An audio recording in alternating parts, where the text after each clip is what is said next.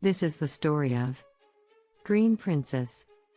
Once upon a time in the magical land of Verdantia, there lived a young princess named Seraphina.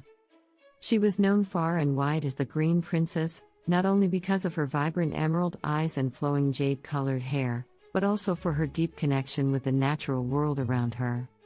Verdantia was a realm filled with lush forests, sparkling rivers, and majestic mountains. The creatures that inhabited this land were diverse and magical, from talking animals to mischievous fairies. But what made Seraphina truly unique was her ability to communicate with all living things.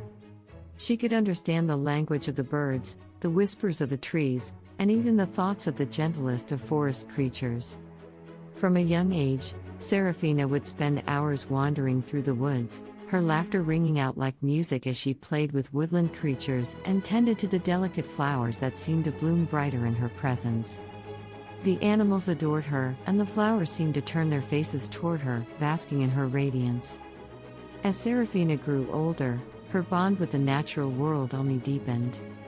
She would often sit beneath the shade of an ancient oak tree, listening to its tales of centuries gone by. The wise tree shared stories of battles fought, love lost and found, and the ebb and flow of time itself. In return, Seraphina would sing songs of her own, her voice blending harmoniously with the rustling leaves and the gentle murmur of the nearby brook. But not everything in Verdantia was as idyllic as it seemed.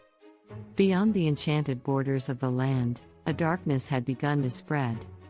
A sorceress named Morgana, driven by envy and bitterness, sought to claim the magical energies that flowed through Verdantia for herself. She believed that by harnessing these energies, she could become the most powerful sorceress in all the realms. Morgana's dark magic began to seep into Verdantia, causing plants to wither, animals to flee, and the very essence of the land to weaken. The once thriving forests became twisted and dark, and the skies turned gray with despair. Seraphina felt the pain of the land keenly. She knew she had to do something to save her beloved kingdom. Drawing upon her deep connection with nature, she embarked on a quest to gather the most powerful artifacts from each corner of Verdantia.